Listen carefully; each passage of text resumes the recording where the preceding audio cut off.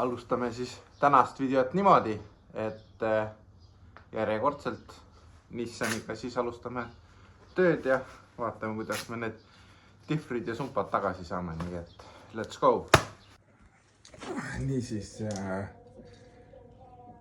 saime diffri kinni.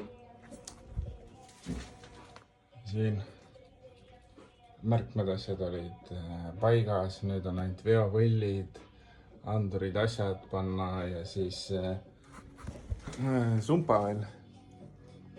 Et siis peaks hakkama olema juba. Arvatavasti paneme veel täna auto käima ka, kui hästi läheb. Aga eks seda siis näeb video lõpupoole, kas me paneme käima või ei pane veel käima. Eks iga asi võtab oma aja ja video peal tundub alati kõik nii lihtne. Tegelikult, on lihtne, aga võtab lihtsalt aega. Ei ole, siu-siau.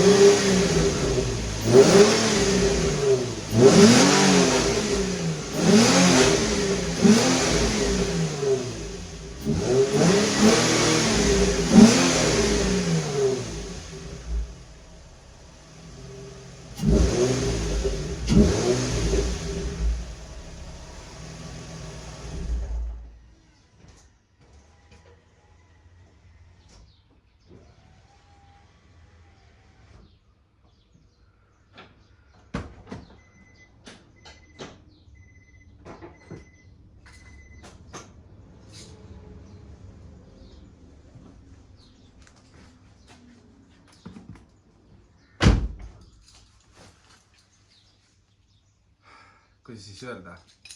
Tehtud on, aga päris rahul nagu sumpaga ei ole. Powerflexid on hea.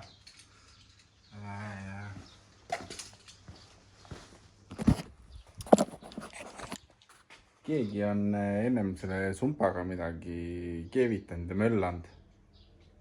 Ja päris hästi see istub. Või istub, aga juhipoolne alumine sukk on kuidagi vähe vastu raami.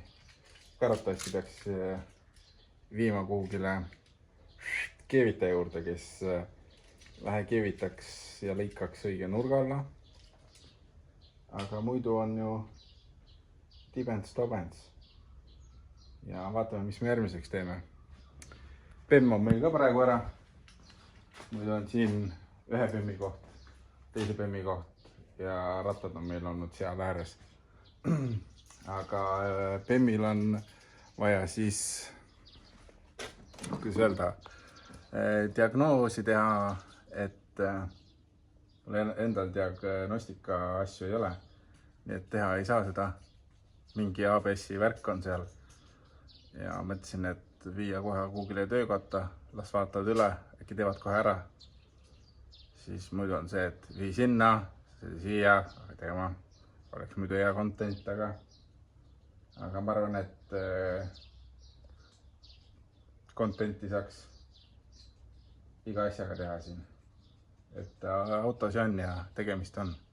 Vahepeal tõmbasin garaaži ka kõik puhtaks. Tunneli tõmbasin puhtaks ja et siis ei ole mingisugust risu siin maas ja palju viisakam. Vaat, et äkki uksed kinni ja sõitma.